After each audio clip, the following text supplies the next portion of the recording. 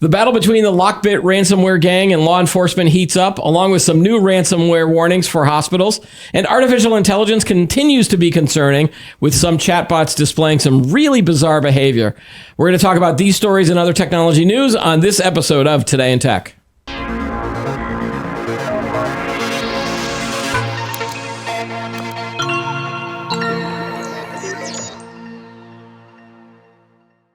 Hi, everybody. Welcome to Today in Tech. I'm Keith Shaw. The guy behind the monitors is Chris. Hello, Chris. How's it going? Also joining us in the guest co-host seat is Paul Desmond. He is the principal and co-founder of Saratoga B2B Group and a veteran technology journalist. Hello, Paul. Welcome back for week 2. Hey, Keith. Glad to be back again. All right, let's jump right into a lot of the security news that we're seeing. This Lockbit story, we talked about it a little bit last week, and I think you made a comment where you're like, "Oh yeah, these guys will be back. You know, it won't take long." And we were thinking, what, a couple of weeks, couple months, maybe. Yeah, I think I said a month or two, but apparently I was mistaken because it was less than a week. Yeah, you overestimated it. So less than a week after global law enforcement disrupted its operations in a coordinated seizure, the infamous ransomware gang Lockbit has already issued promises of return, this time with an agenda. In a lengthy note published on Saturday, a couple weeks ago, the group's leader, Lockbit Sup, reassured affiliates that Lockbit was once again operational on the dark web and that authorities could only hack into its servers because of Lockbit Sup's, quote, personal negligence and irresponsibility. It's good to know that security officials can get, or security hackers can get lazy or can make mistakes. Yeah, and he took ownership, though, so there's, I guess, something to be said for that. There you go. I'm taking responsibility for my screw-ups that caused the government to go after us. This article is on CSO Online, our one of our sister publications, and I'll tell you, this write-up is amazing. If you read this whole kind of narrative of what happened, this is made for TV or made for a movie kind of format, because this guy is really mad that his servers were taken down. He said it was only a certain number of servers, that the other servers are fine. It was his mistake. And this is the great quote. "I am very pleased that the FBI has cheered me up, energized me, and made me get away from entertainment and spending money. It is very hard to sit at the computer with hundreds of millions of dollars. The only thing that motivates me to work is strong competitors and the FBI." The note also added that the FBI decided to hack Lockbit at the time because the group possessed some sensitive information stolen from government records that threatened the upcoming U.S. election, particularly around some of the Georgia lawsuit case against Trump. And so that's why he said that the government went after him. And I remember when we were talking last week, we're like, there must be a reason that the FBI went after this guy, or at least not this guy, but this group. Because again, there's always a delay in when a lot of these hacks happen and whether or not the government can get away with it. So the government still did have possession of one of the servers or a website, because they posted something on that site that they still had ownership of. And they were taunting this guy too. Like, they were like, this guy claims to live in the U.S. We know that he doesn't. This guy claims to have a Ferrari or a Lamborghini. He claimed to have one. He's like, we know that you own a Ferrari. And they're just saying, like, we know where you are. We can get you at any time. And it's just this battle of, like, egos that are going after each other, which amazes me as well. Yeah, and it's hard to know, how much of what this guy is saying has any basis in reality. I mean, he could be making it all up for all we know. Right. And like the stuff about the Georgia case just made no sense to me. I mean, where's he going to make money out of that? I mean, the FBI is not going to pay him. Right. The FBI recommends people don't pay ransom at all. And so, they're not going to pay. And by the way, he was using FBI, I think, as a collective for all law enforcement agencies everywhere, because there was a whole bunch in Europe that were involved. So that was interesting too. I don't know why, he's singling out the FBI. I don't know. It doesn't seem like a great strategy to me to be taunting, law enforcement. Yeah. The message that was put on the site from the FBI or whoever is in charge of, whoever has the ownership of this, I think it's the National Crime Agency. Oh, this site is now under the control of the UK, the US, and the Kronos Task Force. And he goes, it's like, we know who he is, we know where he lives, we know how much he is worth. Like, they're just taunting this guy. And so it's almost like if you want to follow it, just kind of see what happens next. Or it's all a big ruse and they're all working for each other and they're just doing this as entertainment. I don't know. It's pretty impressive. Just go through and read like these messages that this guy was saying. And then obviously talking about how they were able to get into the servers. He actually then says, I didn't pay much attention to it because for 5 years of swimming in money, I became very lazy. At 8:47 p.m., I found that the site gives new error 404 not found. Tried to enter the server through SSH and could not. The password did not fit. As it turned out later, all the information on the disks was erased. And then talks a little bit more about what he did and basically admitting that he was a little lazy on some of those servers. So great write-up from CSO Online right there. Now, at the same time, then we also have the FBI warning U.S. hospitals that they might be hit with the Black Cat ransom software. The Cybersecurity and Infrastructure Security Agency, together with the FBI and the U.S. Department of Health and Human Services, is warning hospitals and other healthcare organizations in the country to be wary of Alpha V. Is that how you pronounce that, Paul? Or just known as Black Cat? As far as I know, Alpha V, yeah. I've heard it a few different ways, but earlier in the week, the security agencies updated an advisory that helps organizations combat ransomware, saying that since mid-December 2023, the Alpha V ransom operators have mostly been targeting firms in the healthcare sector. In the last 3 months, almost 70 organizations have had their data leaked on the dark web, most of which were hospitals and healthcare firms. And we did an episode with a guy in the healthcare space who admitted that this is still a problem, mainly because they have to generally pay the ransom because so many of their systems are reliant on being up all the time. They don't have the luxury. Well, I don't even know if I'd call it a luxury of being able to wait out a ransomware. Maybe the MGM case, there was like, well, we could wait for a while, and then after they didn't pay, then they got hit. So, what's your thoughts on this Black Cat?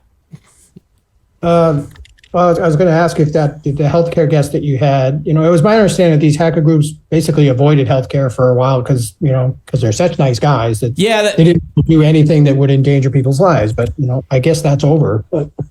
Yeah, I don't even think in his experience, he was saying that they didn't even suffer. Like we thought for a while, maybe they were being good guys, not good guys, but like a little bit more ethical in their attacks. And again, we saw the MGM attack, for example. We're like, okay, well, they're going after where the money is. That whole DB Cooper or that whole, who was the guy that robbed banks?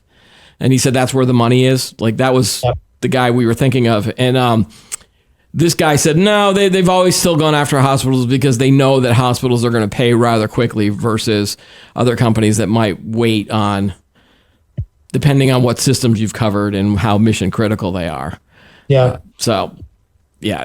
It's interesting to see that the FBI then put out another advisory telling everybody to be, update your systems, make sure your systems are more secure than they are. But sometimes that doesn't work either, right? Sure. I mean, if nothing else, it's a warning or a reminder that, even if Lockbit had been taken down for a while, which I don't know, apparently it hasn't, but there are plenty of other groups out there to pick up the slack, I guess. So, yeah. I mean, weren't you telling me before one of our shows that a lot of this could just be solved if security officials just took better care of their systems? Yeah. Or is it just that systems are so complex now that it's hard for everybody to keep up? I think it's both. Yeah. I mean, there are steps you can take. There's definitely steps you can take, but I was just looking at, I don't know, it depends on whose numbers you believe, but there's something like 3.5 million cybersecurity jobs globally that are unfilled right now, and something like 750,000 of them in the US. So, really what this takes is a combination of tools, like endpoint detection and response systems, security information and management and event management or SIEM systems. It can, detect when something's not right and they, sound an alert, which is great. But then you need someone who can actually look at those alerts and make sense of them. And, there's tons of them that are false positives. So you got to get rid of all those, take the ones that are actual, bona fide alerts and figure out what's going on. all of which takes a ton of expertise, and and it's a 24/7 kind of deal. So and then and then you've got a labor shortage. So now you've got all these open positions. Oh, and just to make life even more enjoyable for you as a security professional, here comes AI with all sorts of new attack vectors and hopefully a lot of other companies, a new batch of companies that will help you use AI to fight off these attacks. Again, everybody I always talk to in security just keeps going this arms race between the bad guys and the good guys. That's why, I don't see where any company other than the very largest enterprises could possibly afford to have the staff they're going to need to just do this job 24/7. Right. So, and then even if you've done all this, you've locked down your systems, you've got enough people to do this, you're monitoring this stuff, then along comes a phishing attempt that uses social engineering to grab a password from your either your third party help desk or someone else who was given a sob story, and somehow a password then got granted to a person that's not real. Well, that's where most ransomware starts, is with phishing attacks. Right. And, that's how they get in. And that's where things like Gen AI are really helping the attackers, because, most of the emails you see that are phishing attacks, you can tell right away it's a bogus email because it's, bad grammar or whatever. Well, AI can fix that, so their emails get better. And, they're much harder to detect. And then even if you're on the phone with someone, you can now imitate their voice, and the latency between the two is not as bad as people were thinking. And it's only a matter of time before AI video gets included. I mean, there was that case in Hong Kong where this worker was on a Zoom call and was convinced enough by these officials at the bank that was asking them for money or whatever group it was. But most of those people were fake. Those were all AI faked on a Zoom call. Yeah. I don't think I'd want to be in the security space these days. Right. Well, not for, a private company, but I think companies just really got to take a hard look at themselves and ask, do you want to be in the security business? And I think the answer is probably going to be no. I mean, to me, it's a lot like cloud. Companies didn't want to be in the hardware infrastructure business, so they moved to the cloud. Same thing with security. I mean, there's service providers out there that can do this a whole lot better than most companies. So that would be my answer if I was a CISO somewhere. But do you see a lot of companies that are making that move where they're going to assign security beyond?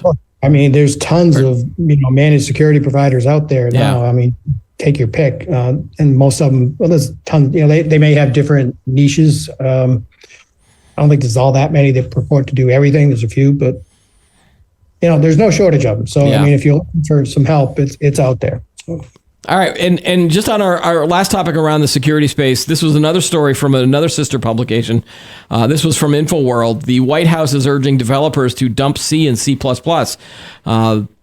This was interesting. The Biden administration wants software developers to use memory-safe programming languages and ditch vulnerable ones like C and C++. The White House Office of the National Cyber Director, in a report released recently, called on developers to reduce the risk of cyber attacks by using programming languages that don't have memory safety vulnerabilities.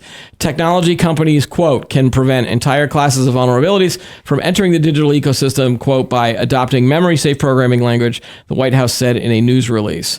I don't follow the programming space as much as maybe others in this company do. Is this a big deal, Paul? Is this something that the community, have they already moved away from C and C++, or is this something that is kind of a wake up call for all of them? Yeah, I can't profess to follow this all that closely either, but my sense is it's out there in droves. Just when this came up, I asked my son is a freshman in college. He's an electrical engineering major. Mm-hmm. So they have to take some programming. I knew he was taking a programming course. I'm like, what are they teaching? He said C. So because, C, I guess, has to do with programs that have to run closely with hardware. Right. Which that's what engineers are involved with. But when you look, I mean, really everything runs on hardware at some point. So, I mean, that's everything. Yeah, right? Within this software has to run on hardware. So. Within the story from InfoWorld, it said about 22% of all software programmers used C++ and 19% used C as of 2023. This is according to Statista. which makes it less popular than JavaScript, Python, Java, and a few others. But the TOB Programming Community Index ranks only Python as more popular, followed by C and C++ and Java. So I think this alert or this warning might cause businesses to look at, well, all right, how were most of these applications written on, and do we need to then perhaps either update them or switch them over or somehow make sure those vulnerabilities are not. Yeah, I mean, I do know that's a Herculean effort if you're going to try to do that. I mean, think about mainframes. That was like chiefly COBOL, I think, and right.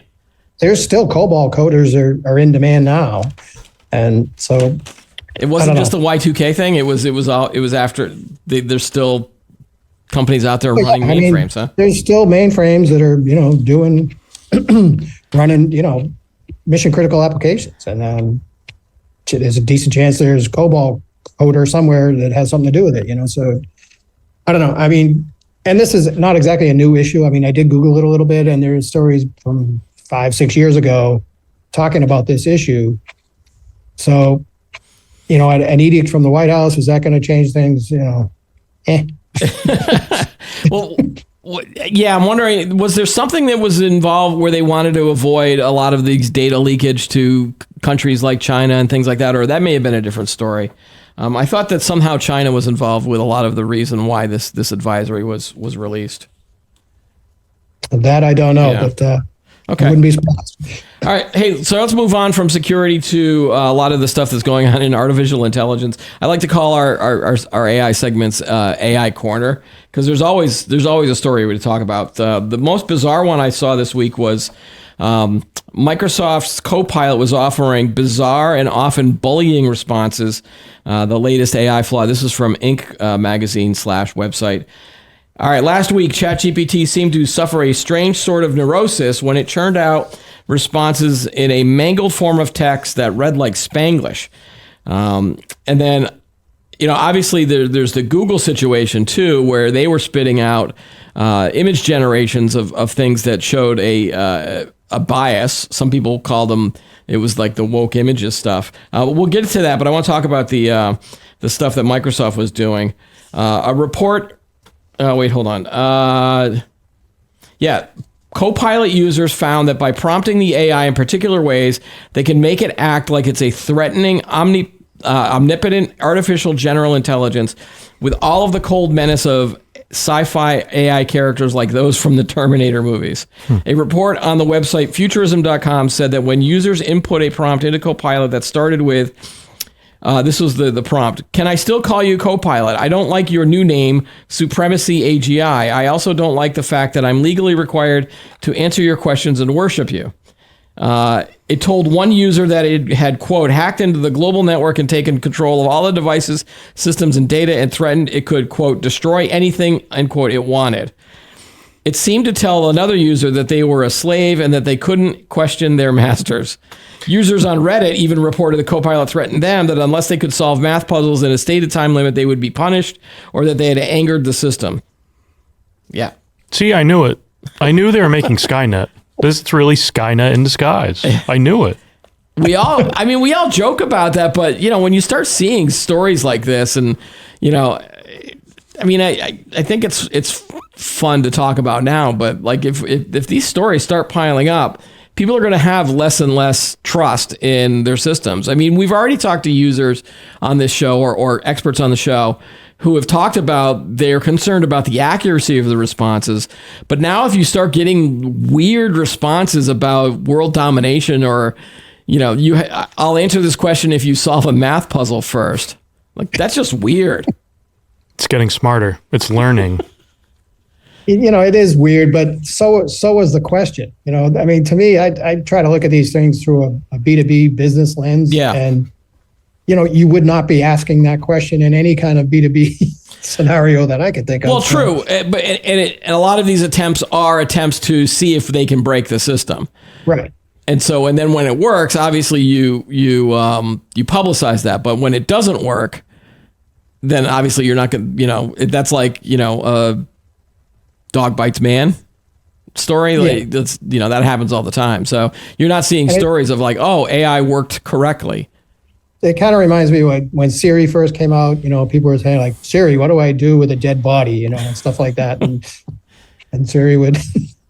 Wait, like, did Siri actually tell you in the early days what to do with it? I think it would. Yeah. Give you like a few suggestions, but.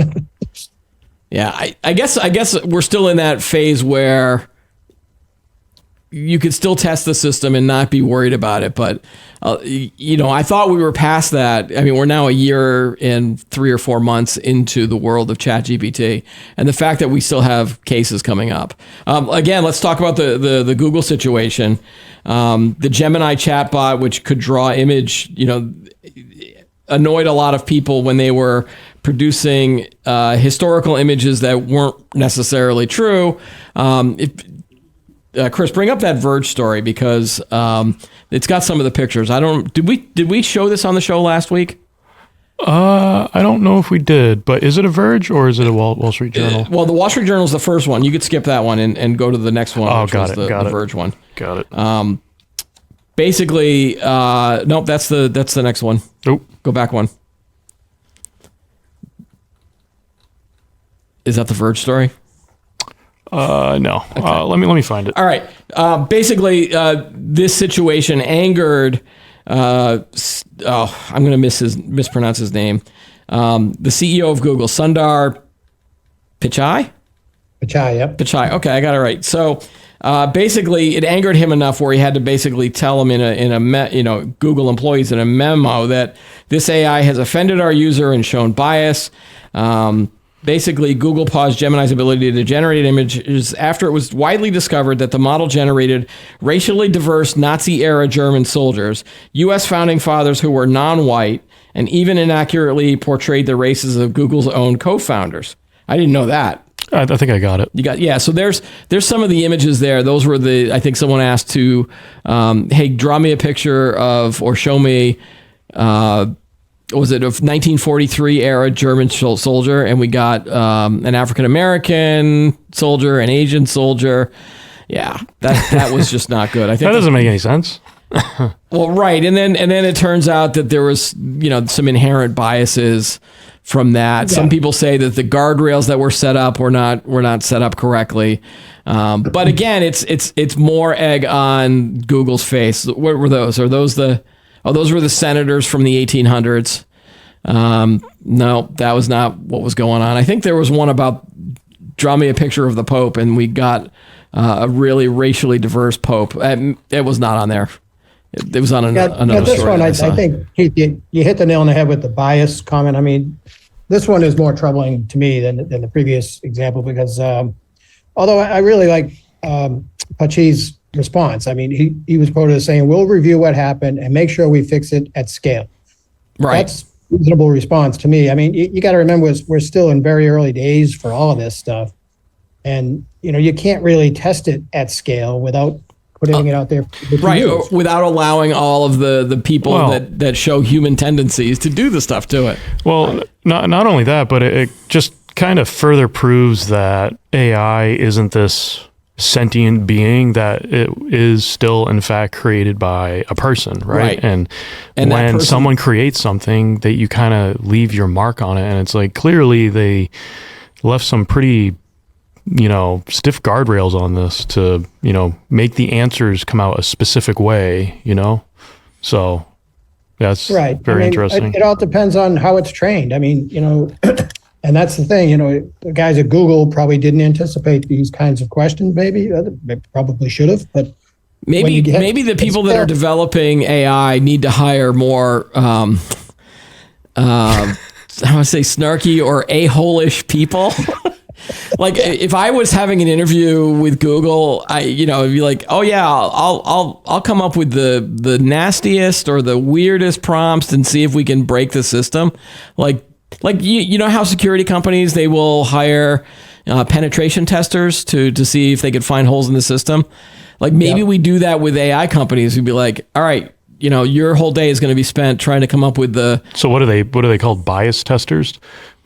Yeah, or chief a-hole, like just. That's more or less what I think we're seeing now. I mean, this is a massive beta test, really. I mean, this stuff is so early.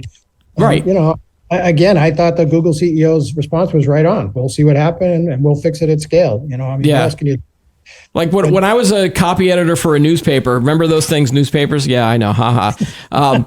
But the joke was, if you were a copy editor on a newspaper, you had to have a dirty mind, because you never, if someone would write a headline that they thought was innocent, and then if you didn't have a dirty mind or think about the worst possible meaning from that headline, you could embarrass yourself. I've got an example, but I can't use it on the show. I'll have to tell you off the show. But it was one that got through because the person did not think about, how can I say this? All right. How can I say this without getting in trouble? They used the word finger in a bad way.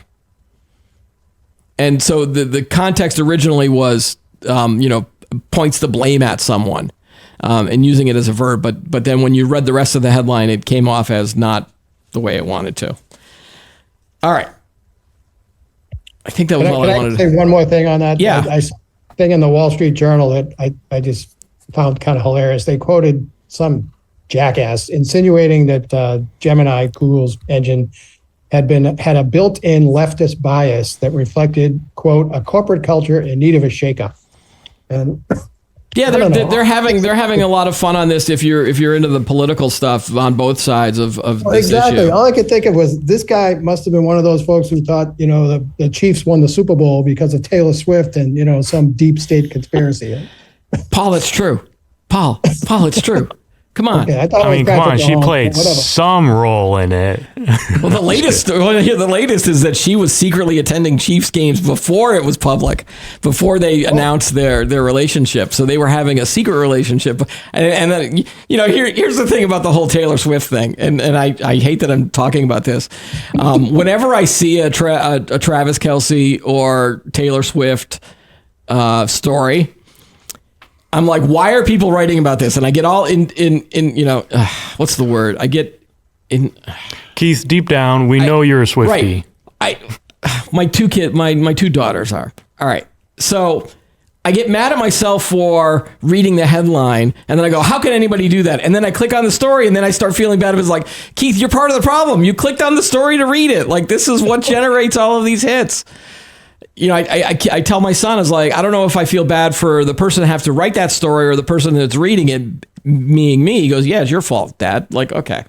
So I want to get back to the Google thing just for a final thought. This feels to me also, this is another symptom of Google playing catch up in the AI space, right? Like, they got blindsided by ChatGPT and OpenAI, I think. And then Microsoft, because of their investment, ran with the ball. And so now Google it always feels like they're just throwing pasta on the wall and seeing if it'll stick. And they were rushing out Gemini 1, and then they announced Gemini 1.5, and then they've got this thing that wasn't fully baked. And it does feel like, even when they announced Bard right after OpenAI, like, the example they used for its question and answer was inaccurate. So I think they've got bigger problems than just that one isolated incident. It really does feel like they're just chasing the pack, meaning only the one pack that's out there right now.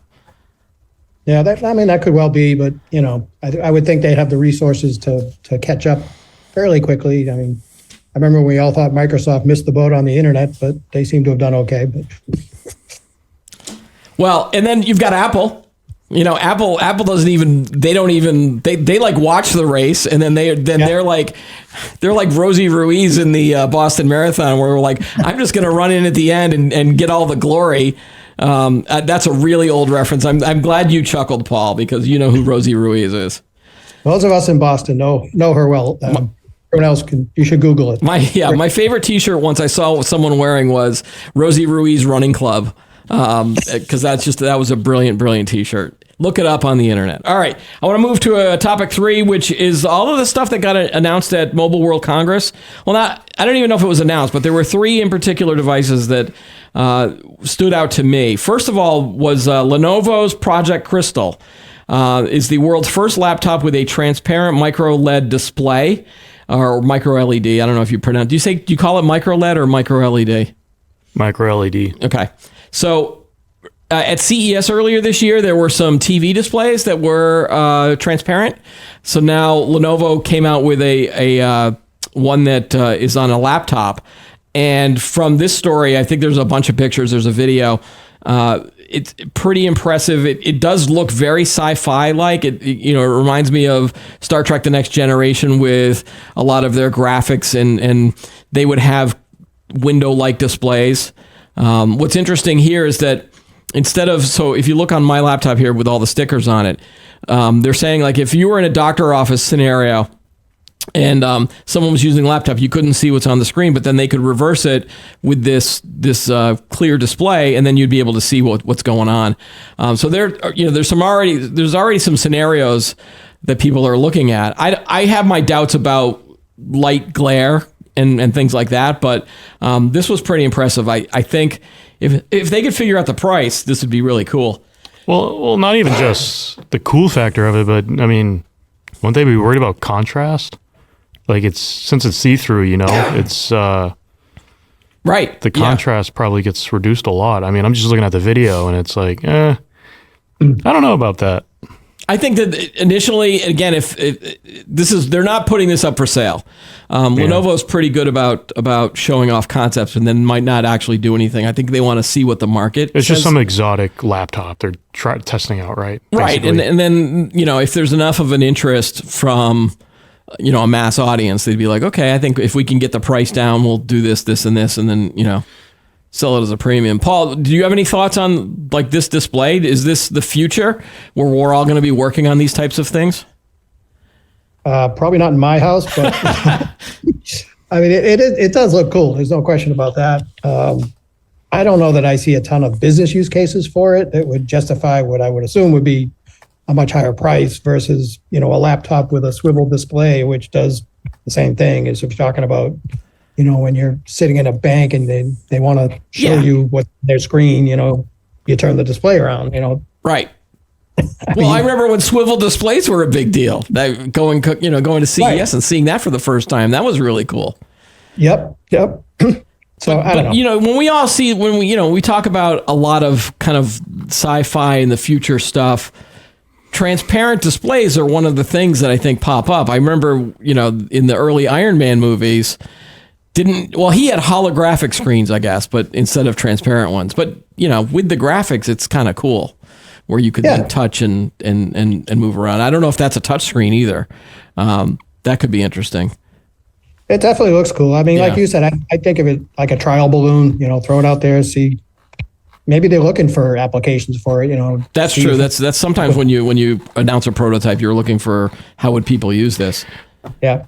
I mean, I could see this being really useful in cars.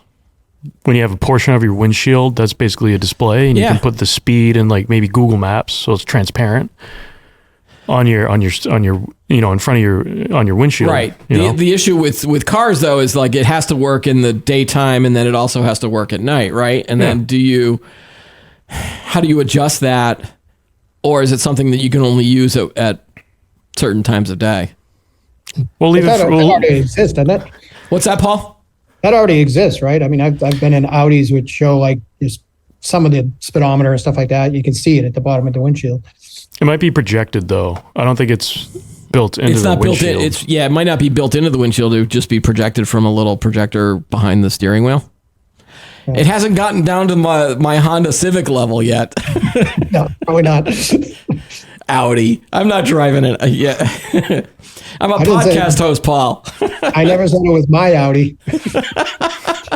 I'll have to find someone who owns an Audi and see if I could drive there, see what they're talking about with that. All right. Now, so we go from something that I would want to work with into something that my first glance at this is like, there's no way this is ever going to happen. This is the Motorola story, Chris. They showed off a concept smartphone that can wrap around your wrist. I've heard people calling this was the magic slap bracelet. Just looking at this on this person's arm, it looks uncomfortable. It looks very uncomfortable, and it might be the lightest thing in the world, but look how big that thing is. I think there's another picture if you go down. Yeah, so that's how big it is on a table. Go back up. Yeah, that where it's like an upside down V or a U. Again, I can't see, and even the smartphone itself looks huge.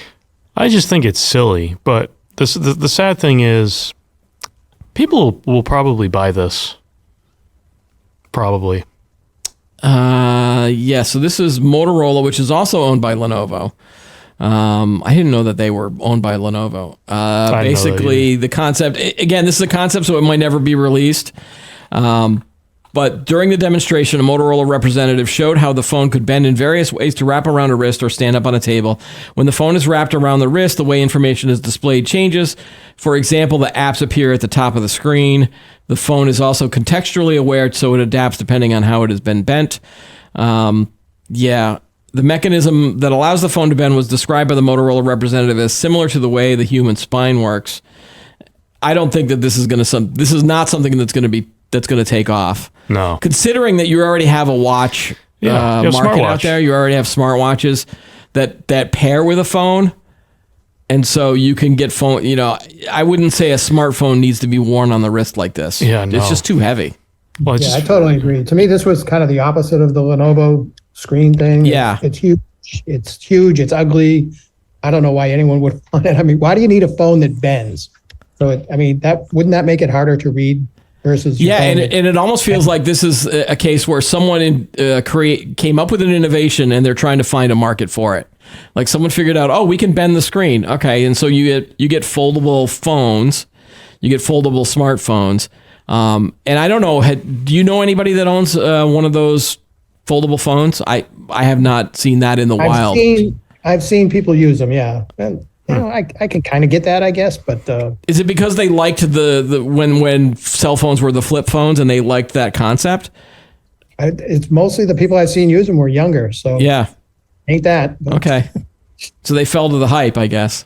I guess I don't know, but all right. So now I want to jump to a third product that was announced, and this is an actual product. This is Samsung's Galaxy Ring, a wearable circular ring that you put on your finger that includes health tracking features such as heart rate and sleep monitoring, and also gives users a score of their readiness for their day. I don't even know what that means. Like, I would get a number when I wake up about whether I'm ready for the day or not. Like, that seems weird. if you're not, do you just go back to bed? Do you think like calling up your boss, telling him that you're not coming in for the day is like, well, because my ring told me I was only at an 8 or a 4. That is weird. But I threw this in there because I wanted to ask Paul and Chris about, do we need additional wearable devices that include a lot of these features such as health monitoring, sleep track data, heart rate, pulse ox, all of these different things? Because on the one hand, I am getting older, and I'm trying to monitor more of my health status. And I know a lot of people that are really into fitness and exercise and data and tracking everything they do to get better at things like that. But on the other hand, the paranoid side of me, the tinfoil hat wearing guy, I was like, do I really want all of this data to be out there in the world that someone could take advantage of? So I wanted to ask, because I think Paul and Chris, you might have differing opinions on it, but I wanted to see what you guys are thinking. Is this Ring idea going to take off, or do we have to wait for Apple to come out with their version of this? I think companies will still try to innovate like this, and they might not do as good as they hope, but I think there's going to be audiences for certain things. So like maybe with this, the Samsung Ring, like I'm sure people who have heart issues or something like that might find this useful. Kind of similar to how Apple Watch has that heartbeat, or what is it called, the cardiac measurement thing, in the Apple smartwatch. So I don't know. Paul, any thoughts? Yeah, it's not for me. That way.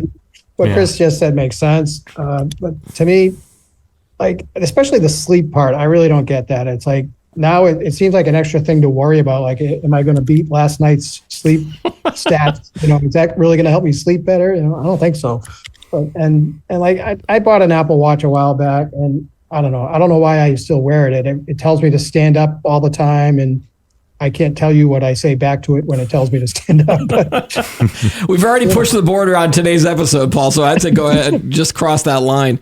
I always felt like, so I don't own an Apple Watch. I did have one and I didn't like it and gave it to my daughter, who uses it more than I did. But yeah, a constant reminder from a machine to tell me to do something, whether it's good for me or not, it just feels annoying. Like, yeah. It's also a constant reminder you're wearing X amount of dollars on your wrist, so you better not break it. That's right. Well, yeah, and again, is the Vision Pro, which costs $3,500, is that going to come up with a reminder of like, Jeez. take this thing off your head, or your neck is going to, get sore? I don't know if they do that. I don't know. I don't necessarily think we need another device out there when a current device exists. Now, is this something like I might wear a ring on my, and again, this is on this person's index finger.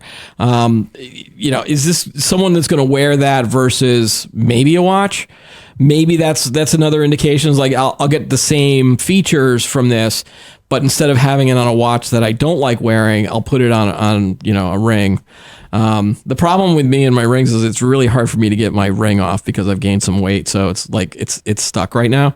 So again, maybe that's why you put it on the index finger and people's fingers are all different sizes and shapes too. How do you adjust that? I don't know. It's weird that they would do it as a ring. When someone comes out with an app that actually does something for me, like all I can think of is, The Onion, a satirical website. Yeah. Years ago, they had a T-shirt that said, "I wish someone would do something about how fat I am." And that's how I feel about these. Okay, don't just tell me I'm fat. Like, do something about it. Yeah, there was another thing on social media where someone posted, was like, brain cells die, other like skin cells die, but fat cells are with you forever. Like they'll never die. Like that's kind of the feeling that I have. It's like there's all these warnings about things that will kill you, but like the fat cells are always going to stick around. I guess. I mean, they won't. I mean, exercise and eating well. Yeah. I mean, we all know how to lose weight, or we all know the answers for all of this, but it's just hard to do. Like, is that ring going to tell me, like, again, Keith, you haven't used the treadmill yet today. You better get over there and use it. Yeah. Well, it's probably time to stand up, Keith. So. Oh yeah. Hold on. Let me stand up right now. There we go. See, I'll have Paul remind me rather than my smartwatch. All right, moving on to the next topic. And again, Paul, you can tag out if you don't want to talk about this one. But there was a lot of layoff announcements in the gaming space over the last few weeks. The latest one was that Electronic Arts is laying off 5% of its staff, about 670 employees. This comes on the tail of Sony last week, announced that they're going to lay off 900 workers from its PlayStation division, which represent 8% of its global workforce. We've seen, this comes on the heel of Microsoft and Xbox after they bought Activision Blizzard. They dumped 8.6% of their total workforce. And again, and the reasons that we're hearing are the same reasons that we heard in the general IT tech space. So when Facebook, Google, a lot of those big tech companies, Apple, I think, had a bunch of layoffs. There were Microsoft did it as well. And the reasons that they gave was that, well, we overhired during the pandemic because there were all these people that were working at home and needed new technologies. We're hearing the same thing within the gaming space, was that because there were more people at home, they turned to gaming for off-time activities, right? Because they couldn't go outside, so they were like, well, we'll just stay at home and play games. And that's why games like Fortnite and some of these other gaming platforms saw a tremendous rise in users. I think the big one from Nintendo was Animal Crossing. People got really into that. Well, back then, especially during the pandemic, Warzone made billions. Yeah. That blew up during the pandemic. So a lot of these gaming companies did the same thing. They hired more to generate more games, but it feels like that pandemic, pandemic technically was over-ish around 21, 22. So it feels weird that it took 2 years for them to sort of then start laying off people as well. I think this might be a sign of something else. Yeah. And I think we might be seeing, again, this is just my opinion, I think we might be seeing a shift in the gaming industry, just period. I think because the current strategy right now is how do we monetize the gamer? How do we monetize our games? Right. And I think you're seeing a lot of pushback with that, especially with a lot of indie developers now who are going against the grain and not grossly monetizing, their content and their users. We saw examples with From Software, that Japanese developer company. They made Elden Ring. Yep. No DLC, no monetization at all. 10 out of 10, game of the year. Yep. We're seeing it now with Helldivers, a small indie development company. They made a fun game, no monetization in it at all, and it's going to be probably game of the year. So you're going to see this push. I think you're going to see this push against the industry from the gaming audience. A third game that you didn't mention, but that I played, was Baldur's Gate 3. That was another independent studio, RPG, D&D license, but no DLC, no monetization. Well, because here's the thing. Games today from a AAA developer is $70. Right. That's a lot. That's a lot. It's you're $30 away from reaching 100, right? And you look at, for example, Helldivers 2 that just came out, it's $40 and it's a complete finished game. Yeah. It's fascinating. So I think we're going to see this. I think we're going to see this. You also still see big companies, Epic Games with its Fortnite platform. They're trying to move into more of a Roblox type approach to little mini games within the platform. And so they did launch, they owned Harmonix. So they launched a Rock Band Guitar Hero type game. I got to admit, I love playing that mode. They did a thing with Lego where they've got a survival game where you're playing Lego Minecraft. And again, I apologize, Paul, because I know you're not really into the whole gaming space. But there's monetization, and they keep announcing new songs, and I'm like, I really like this song, I want to buy it. I end up buying it. I'm sorry. Put the games aside, but if you actually look at how the game development industry is moving, it's fascinating because we're seeing it move and shift in real time. Yeah. Right? From a monetization business model to now, well, let's go back to the old days and just make a fun game. And I think what you're going to see, Chris, and again, you might disagree with me too, is there's really independent small developers that put out smaller games, and I think you're seeing those.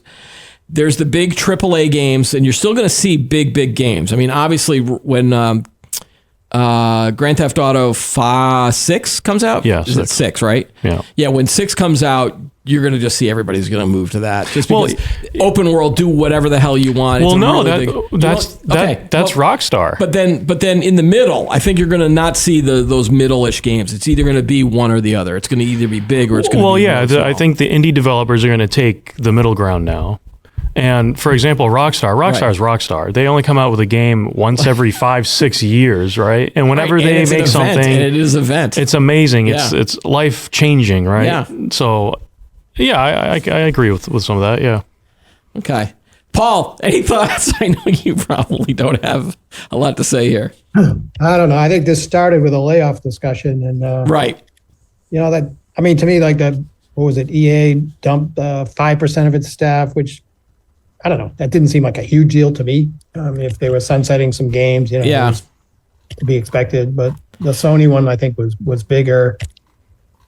I don't know. Of course, with Sony, the first thing that jumped to my mind was security issues, and I don't know. You guys would know better than I how sticky these platforms are. I know that they've had a lot of security problems. I don't think it's in the mind of the gamers. That I think it's more of a I don't think it is decision than anything else. There was another issue with Sony. Since you brought it up about what was it? I'm trying to remember what happened. If you purchased movies or games from their Sony store, they're removing it. Yeah, there was. Yeah, I think that happened a couple months ago or something like that. There's that whole whether or not you own the things that you buy from them anymore. It's like, okay, if you just spend money on a digital movie, well, can't watch it anymore. Yeah. All right. Anyway. You want to talk about Wendy's, Chris? I'm more of a McDonald's guy. All right. So, Paul, you want to talk about this Wendy's story? Because it's been bugging me all week, and I feel like I want to talk about it. Sure. Okay. I think it's a couple.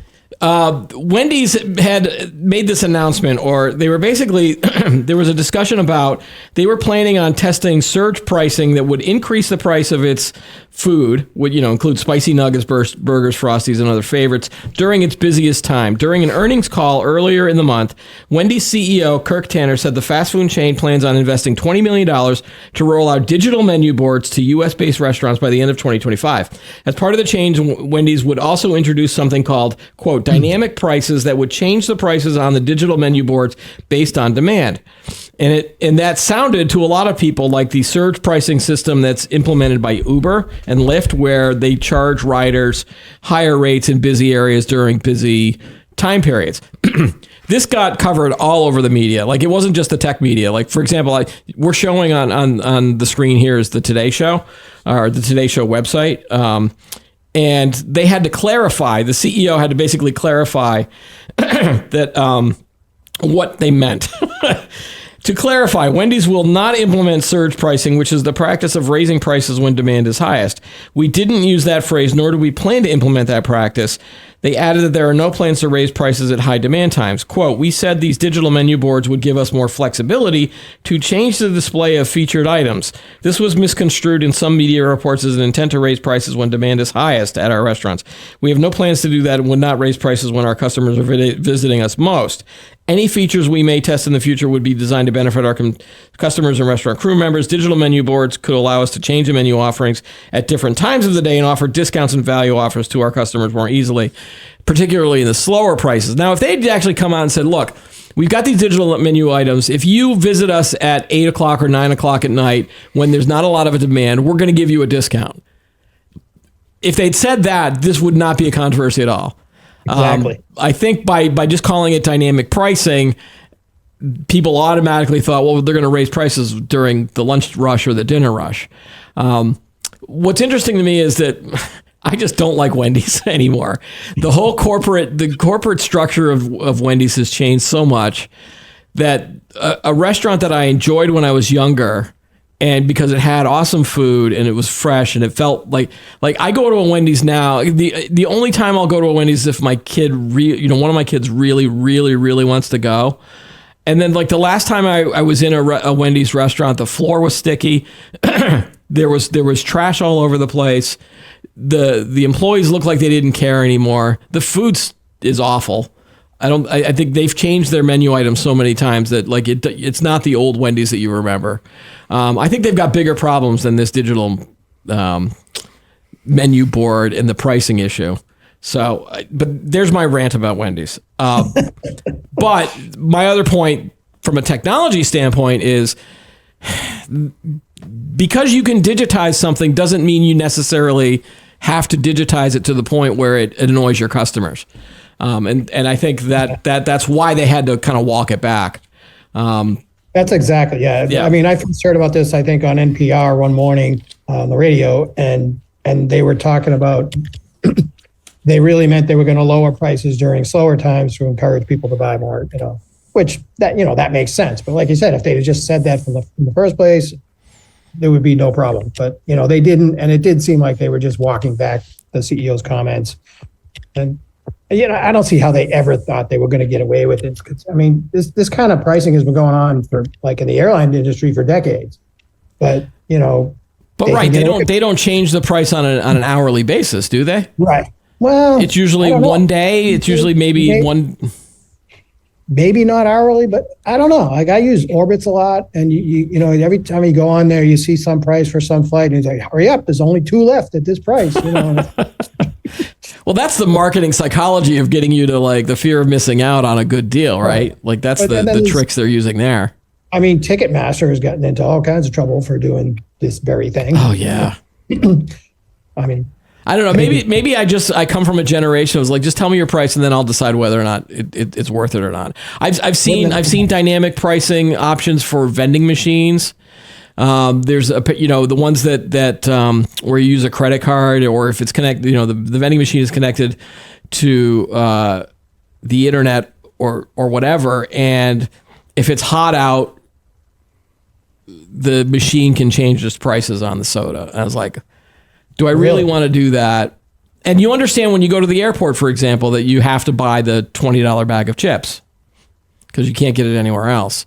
I mean, that's location based. Service pricing. I don't know. I just wish that just leave the fast food stuff alone. And Wendy's, if you're watching this, do better with your food because you have bigger problems than this thing.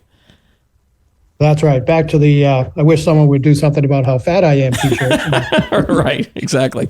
I'm going to not go to Wendy's because I don't need the food anyway. So, all right. Any final thoughts, Chris? That's it. All right, Paul, thanks again for joining us on the show this week, and we'll see you next week with more fun news in the tech space to talk about. All right. Thanks for having me, Keith. All right. That's all the time we have for today's episode. Don't forget to like the video, subscribe to the channel, and add any comments you have below. Join us every week for new episodes of Today in Tech. I'm Keith Shaw. Thanks for watching.